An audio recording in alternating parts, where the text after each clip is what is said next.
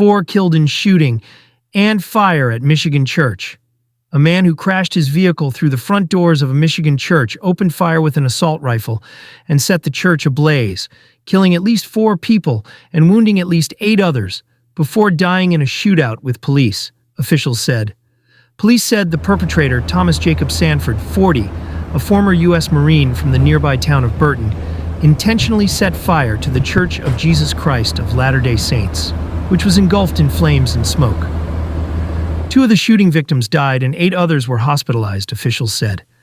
Several hours after the shooting, police reported finding at least 2 more bodies in the charred remains of the church, which had not yet been cleared and may contain other victims.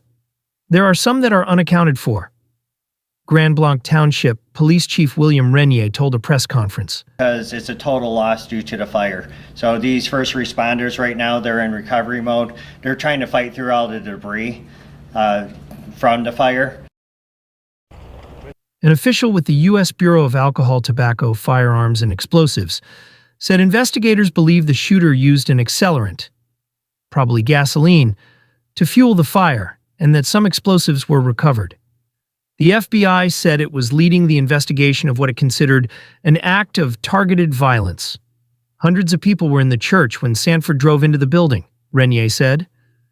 2 law enforcement officers rushed to the scene within 30 seconds of receiving emergency calls and engaged the suspect in an exchange of gunfire, shooting him dead in the parking lot about 8 minutes after the incident began, Renier said. Investigators will search the shooter's home and phone in search of a motive, Renier said. U.S. military records show Sanford was a U.S. Marine from 2004 to 2008 and an Iraq War veteran. Coincidentally, another 40-year-old Marine veteran who served in Iraq is a suspect in a North Carolina shooting that killed 3 people and wounded 5 others less than 14 hours before the Michigan incident. Police in Southport, North Carolina, accused Nigel Max Edge of firing on a waterfront bar from a boat on Saturday night. Edge has been charged with 3 counts of first-degree murder and 5 counts of attempted murder, police said. According to court records, a federal lawsuit that Edge had filed against the U.S. government and others describes him as a decorated Marine who suffered severe wounds, including traumatic brain injury in Iraq. The lawsuit, which was dismissed, showed Edge was previously known as Sean William de Beauvois before changing his name. I heard a loud explosion and the doors burst open, a witness in Michigan told television. I lost my friends there, and some of my little primary children who I teach on Sundays were also injured, said a woman from there. President Donald Trump, in a statement on Truth Social, said that the shooting appears to be yet another targeted attack on Christians in the United States of America, and that this epidemic of violence in our country must end immediately.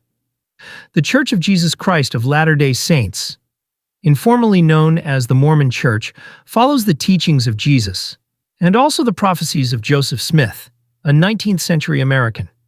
Grand Blanc, a town of 7,700 people, is about 60 miles, 100 kilometers, northwest of Detroit. The Michigan rampage marked the 324th mass shooting in the U.S. in 2025, according to the Gun Violence Archive.